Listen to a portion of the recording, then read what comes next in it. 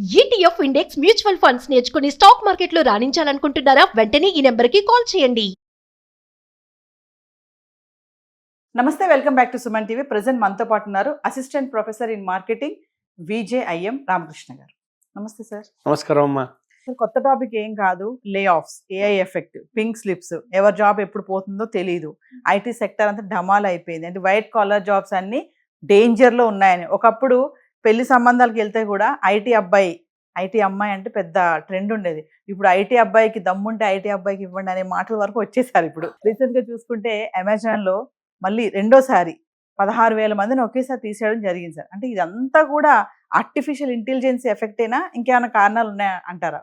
ఇది సింపుల్గా ఒకటి అని రీజన్ చెప్పడానికి లేదు. కాకపోతే అందులో దీని పాత్ర కూడా ఉంది అని మాత్రం చెప్పగలను. అంటే ఉదాహరణకి ఇప్పుడు మనం జియో పొలిటికల్గా ఏం జరుగుతుందో చూద్దాం. యుఎస్లో ట్రంప్ రెండోసారి వచ్చిన తర్వాత ముందు ఒక అనిశ్చితత ఉండేది, ఒక భయం ఉండేది. మనం చాలా వీడియోలు కూడా చేశాను దాని గురించి. ఏంటది, ట్రంప్ ఏం చేయబోతున్నాడని. అయితే అప్పుడు వాడు చెప్పిన మాటలేవి ఇప్పుడు చేయట్లే, కానీ అంతకన్నా దారుణంగా చేస్తున్నాడు. ఓకే, మొదట్లో అంతా ఏమనుకున్నామంటే ఓహో ఇల్లీగల్ ఎవరైతే ఉన్నారో వాళ్ళందరినీ పంపించేస్తాడు, ఆ దేశానికి సంబంధించినవి ఏవైతే ఉన్నాయో అవన్నీ సుస్థిరంగా ఉండేట్టు చేస్తాడు అనుకున్నాం. లేదు, ప్రస్తుతం ఏంటంటే పిచ్చోడి చేతిలోకి రాయి దొరికితే ఎలా ఉంటుందో, ఒక రాయి కాదు ఈ రాళ్ల కుప్ప దొరికింది ఈయనకి. కాబట్టి ఎలా పడితే అలా ఎటు పడితే అటు విసురుతున్నాడు. విసరటం వల్ల ఏమవుతుందంటే ప్రతి ఇన్స్టిట్యూషన్కి ఏదైనా వరల్డ్ ఏదైనా జరగాలి అంటే ఒక స్టెబిలిటీ కావాలి. స్టెబిలిటీ ఉన్నప్పుడు అప్పుడేమవుతుందంటే మనం నెక్స్ట్ స్టెప్ ఏంటి వేయగలం అనేది ఆలోచన వస్తుంది ఏ కంపెనీకైనా. ఈ అనిశ్చిత వస్తే వాళ్ళు కూడా సరిగ్గా ప్లాన్ చేసుకోలేరు. ఇప్పుడు రేపు పొద్దున ఒక 4 ప్రాజెక్టులు రాబోతున్నాయి, కమాన్ మనం మన హ్యూమన్ రిసోర్స్ని పెంచుకుందాం అనుకున్నారనుకోండి, కొంచెం తీసుకుని ఒక 2 నెలలు అయినా పర్వాలేదు వాళ్ళని బెంచ్లో ఉంచైనా వెళ్ళి పోషిస్తారు. కానీ రేపు పొద్దున అసలు ఏమవుతుందో తెలియనప్పుడు ఇక్కడ నేను ఎడిషనల్ స్ట్రెంగ్త్ పెట్టలేను. కాబట్టి మనం 1 by 1 తీసుకెళ్దాం. మొట్టమొదటిది ఏంటంటే గత 7-8 ఏళ్లుగా ప్రపంచంలో చాలా కంట్రీస్, ఈవెన్ యుఎస్తో సహా అన్ని యూరోపియన్ కంట్రీస్ వీటిల్లో రెసెషన్ అనేది నడుస్తుంది. ఇది నడవడం వల్ల ఎప్పుడైతే అది ఆర్థిక మాంద్యం అయ్యి స్లో డౌన్ అవుతుంటే companies will slow down their recruitment. ఆ రిక్రూట్మెంట్ స్లో డౌన్ చేయడం వల్ల అది ఒకేసారి ఇప్పుడు పెద్దగా కనబడుతుంది, కానీ కొంచెం కొంచెంగా రిక్రూట్మెంట్ తగ్గించేశారు. ఎప్పుడైతే మీరు తీసేస్తారో అప్పుడు మనం న్యూస్ మాట్లాడుతూ ఉంటాం, కానీ రిక్రూట్మెంట్ చేయకపోతుంటే మనం న్యూస్ మాట్లాడట్లా. కాబట్టి ఇది ఇప్పుడు జరుగుతుంది కాదు, ఇది నెక్స్ట్ స్టేజ్లో ఉన్నప్పుడు మనం మాట్లాడుతున్నాం. సో ఇది ఆల్రెడీ స్టార్ట్ అయిపోయింది 7-8 ఏళ్ళుగా. ఆ slow down thanks to corona ఇంకా అద్భుతంగా దాన్ని చాలా స్పీడప్ చేసింది కరోనా. సో మొట్టమొదటిది ఆర్థిక మాంద్యం. రెండవది ఈ ట్రంప్ తాలూకా ఏవైతే విధానాలు ఉన్నాయో విధి విధానాలు, అవి ఏ కంట్రీకి స్టెబిలిటీ లేకుండా చేస్తున్నాయి. అంటే ఇన్వెస్ట్మెంట్ పరంగా కానీ లేకపోతే దౌత్య సంబంధాల పరంగా కానీ ఏ రకంగానూ ఆలోచనని క్లియర్గా ఉండనివ్వకుండా చేస్తున్నాయి. దీనివల్ల ఏంటంటే the world is becoming polarised. అంటే 2 భాగాలుగా 2 జట్లుగా విడుతోంది. ఇప్పుడు మన ప్రపంచ యుద్ధాలు జరిగాయి చూడండి, World War I, World War II, వాటికి సంబంధించినట్టుగానే ఇప్పుడు కూడా ప్రపంచం 2 జట్లుగా విడుతోంది. దానికి ఇది ప్రిక్వెల్ అనమాట. మనం చూడబోతున్నాం ఇంకొక 5 ఏళ్లలో 6 ఏళ్లలో 2 వైపులుగా ఉండి ఇంతకు ముందులాగా యుద్ధం చేసుకోకపోవచ్చు, కానీ ప్రత్యక్ష యుద్ధం జరగకపోవచ్చు, కానీ పరోక్షంగా చాలా గట్టి యుద్ధాలు జరిగే అవకాశాలు ఉన్నాయి. ఓకే, సో రెండోది ఏంటంటే ఈ జియో పాలిటిక్స్ ఏవైతే ఉన్నాయో వాటి వల్ల కంపెనీస్ అనేవి స్టేబుల్గా ఉండి రిక్రూట్మెంట్ చేయలేకపోతున్నాయి. థర్డ్ మోస్ట్ ఇంపార్టెంట్, ఇప్పుడు మీరు అడిగిన ఏఐ అనేది ఏదైతే ఉందో దానిలో చూసుకుంటే అందులో 2 భాగాలు ఉన్నాయి. ఒకటి సాఫ్ట్వేర్ కంపెనీస్, అవి రెగ్యులర్గా మనం మాట్లాడుకుంటుంటాం కాబట్టి.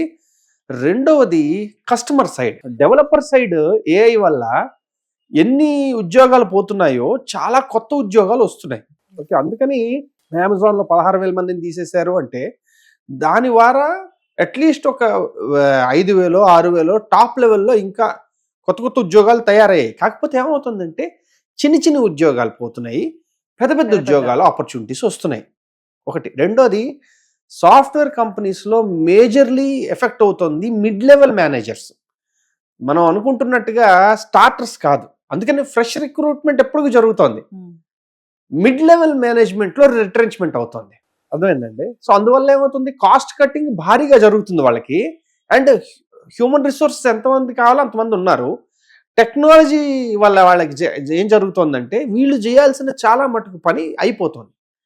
అలా అని చెప్పి మిడిల్ మేనేజ్మెంట్ మొత్తాన్ని తొలగించట్లేదు. చాలా నాలెడ్జ్ అవసరం. ఇప్పుడు ఉదాహరణకి చాలా కంపెనీలు చూసాయి, ఒక MIT స్టడీ చేస్తే 95% or 96% of the AI implementations are failure అని వాళ్ళు స్టడీలో కనిపెట్టారు. అరే ఇంత పెద్ద ఫెయిల్యూర్ అయితే 96% ఇస్ నాట్ ఎ జోక్. ఇంత పెద్ద ఫెయిల్యూర్ అయితే మరి AI గురించి ఎంతెందుకు భయపడుతున్నాం? అయితే వాళ్ళు ఇంకొక చాలా ఇంపార్టెంట్ విషయాన్ని బయట పెట్టారు. ఈ 4% ఆర్ 5% ఏ కంపెనీలో ఇంప్లిమెంట్ చేశారు వాళ్ళు చాలా స్పెసిఫిక్గా ఫోకస్డ్గా వాళ్ళు ఇంప్లిమెంటేషన్స్ చేశారు. ఓకే, మిగిలిన వాళ్ళు ఏ చెయ్యాలని చెప్పి మొదలు పెట్టేశారు. ఈ 4-5% ఏదైతే ఉందో ఇప్పుడు అది పెరుగుతోంది. అంటే చాలా స్పెసిఫిక్గా నా రిక్వైర్మెంట్కి నా కంటెక్స్ట్కి తగ్గట్టుగా ఈ టెక్నాలజీలు ఎలా ఇంప్లిమెంట్ చేయొచ్చు అనేది ఇప్పుడు స్టడీ చేస్తున్నారు. చేయడం వల్ల ఏమవుతుందంటే ఈ పర్సంటేజ్ పెరుగుతున్న కొద్దీ మీకు హ్యూమన్ రిసోర్సెస్ రిక్వైర్మెంట్ ఏదైతే ఉందో అది తగ్గుతూ ఉంటుంది. ఇది ప్రొడ్యూసర్స్ అంటే సాఫ్ట్వేర్ కంపెనీస్ వీళ్ళందరి తరఫున. కన్జ్యూమర్స్ అంటే బ్యాంక్స్ అనుకోండి, లేకపోతే రీటైల్ స్టోర్స్ అనుకోండి, ఇలాంటి వాటి వైపు నుంచి ఏమవుతుందంటే ఈ ప్రొడక్ట్స్ ఏవైతే ఉన్నారో వీళ్ళు ఇంప్లిమెంట్ చేయడం వల్ల వీళ్ళకి వచ్చే లాభం ఏదైతే ఉందో అది ఇప్పుడు వీళ్ళని తీసేయడంతో, అంటే ఇప్పుడు వీళ్ళని తీసేసినా ఈ లాభం అంతే ఉంటుంది కాబట్టి వీళ్ళని తీసేస్తున్నారు. ఎప్పుడు మనం ఏంటంటే సాఫ్ట్వేర్ మీద ఎక్కువ ఫోకస్ పెడతాం కాబట్టి సాఫ్ట్వేర్లో ఎంతమంది తీసేస్తున్నారు అని మాట్లాడతాం, కానీ బ్యాంకింగ్ కానీ రీటైల్ కానీ మిగిలిన ఏరియాల్లో చాలా భారీ స్థాయిలో వాళ్ళు కూడా తీస్తున్నారు. ఇది రెండోది. మూడోది, అసలు మనం చూడని ఇన్విజిబుల్ ఎకానమీ ఏదైతే ఉంటుందో, అంటే ఇది స్మాల్ మీడియం సైజ్డ్ కంపెనీస్ ఏవైతే ఉన్నాయో అవి చాలా భారీ స్థాయిలో తగ్గించేస్తున్నారు. సో అందుకని ఏ వల్ల ఎంత జరుగుతుంది అంటే ఏ వల్ల చాలా ఇది దాన్ని ఏమంటారు జరుగుతోంది. అయితే ఇప్పుడు మనం చూస్తున్నది ఫుల్ పిక్చర్ కాదు, ఇది ఇంకా ట్రైలర్. ఓకే, కానీ దీని ద్వారా ఇంకొకటి ఉంది, చాలా ఆపర్చునిటీస్ కొత్త వస్తాయి. అంటే ఉదాహరణకి ఎలా చెప్పొచ్చు అంటే కంప్యూటరైజేషన్ స్టార్ట్ అయితే అది ఇంతకుముందు చెప్పినట్టుగా మొత్తం టైప్ రైటర్ చేసే వాళ్ళందరూ ఇది ఎత్తుకు వెళ్ళిపోతారు, ఇంకా లైఫ్ లేదు అని అనుకుంటే కొత్త ఆపర్చునిటీస్ ఎన్ని వచ్చాయి. అలాగే ఒకే ఒక టెన్షన్ ఏంటయ్యా అంటే who is the leader in this.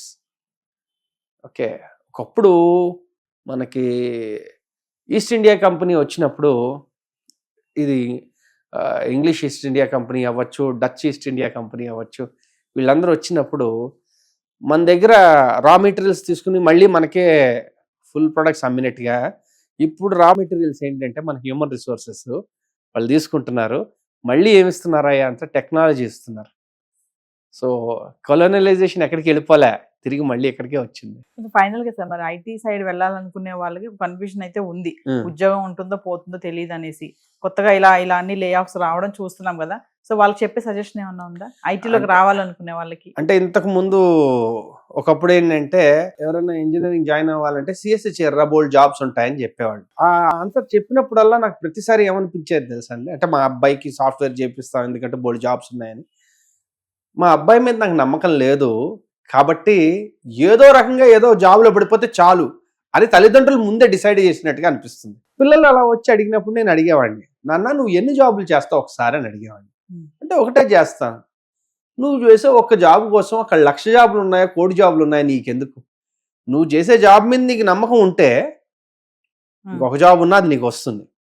కాబట్టి ఈ ఆలోచన ధోరణి మార్చుకోవాలి. ఏంటి, ఐటీ అయితే ఏదో ఒక జాబ్ వస్తుంది అని చాలా మంది, అంటే నేను ఉదాహరణకి ఎందుకు చెప్తున్నానంటే కాలేజెస్లో విపరీతంగా డొనేషన్లు కట్టి సిఎస్సి, ఏఎంఎల్ రకరకాలు ఉన్నాయి, ఐఓటీ ఇవన్నీ ఉన్నాయి. వీటన్నిటిలో నువ్వు డబ్బులు పెట్టేసి 4 ఏళ్ళు చదివిన తర్వాత వాడు ఫస్ట్ ఇయర్ ఆడికి తెలుసు నేను దీనికి పనికిరాను అని, అయినా 4 ఏళ్ళు గట్టెక్కేసిన తర్వాత దీనికి సంబంధించకుండా ఏదో ఒక ఉద్యోగం, వ్యాపారం, ఇంకేదో చేసుకోవాల్సి వస్తుంది. అలా చేసుకున్నా నాకు హ్యాపీ అంటాను నేను. అలా కాకుండా ఇది చేశాం కాబట్టి నేను సాఫ్ట్వేర్లో ఉండాలనుకుని కష్టపడుతున్నారు చూడండి, అది ఇబ్బంది. నేను అందుకని ఏమంటానంటే నువ్వు డిగ్రీ కావాలి అనుకున్నట్టు చదువుకున్నావు, అది ఐటీ అవ్వచ్చు, మెకానికల్ అవ్వచ్చు, ఇంకేదైనా అవ్వచ్చు, నీకు నచ్చింది చేసుకో. నీకు చెయ్యాలని ఉంది సాఫ్ట్వేర్లో, అప్పుడు బీఎస్సీ బీకామ్ చేసిన వాళ్ళు కూడా సాఫ్ట్వేర్లోకి వచ్చి చాలా డెవలప్ అయిన వాళ్ళు ఉన్నారు. కాబట్టి నేను అనేది ఏంటంటే డెవలప్ యువర్ స్కిల్స్. మార్కెట్ రిక్వైర్మెంట్స్కి నీ తాలూకా కెపబిలిటీ వాల్యుబులా కాదా అన్నది చూసుకో. అంతేగాని నేను సాఫ్ట్వేర్ ఇంజనీరింగ్ చేశాను కాబట్టి నేను ఎలా అయినా సాఫ్ట్వేర్లో ఉండాలని చెప్పి కష్టపడి ఉండలేక ప్రతిరోజు ఇదిగో ఇలా భయపడుతుంటారు, అమ్మో తీసేస్తే నా పరిస్థితి ఏంటని. పోనీ అమ్మో తీసేస్తే నా పరిస్థితి ఏంటని అంత భయం ఉన్నవాడు ఊరికినే ఉండొచ్చా? 2 కోట్లు 3 కోట్లు పెట్టి ఇల్లు తీసుకుంటాడు, ఈ అమ్మాయే ఉంటుంది ఎంత. నేను అనేది ఏంటంటే మన పరిస్థితులకు అనుగుణంగా మనం ప్రవర్తించుకోవాలి. Thank you sir. ఓకేనమ్మా.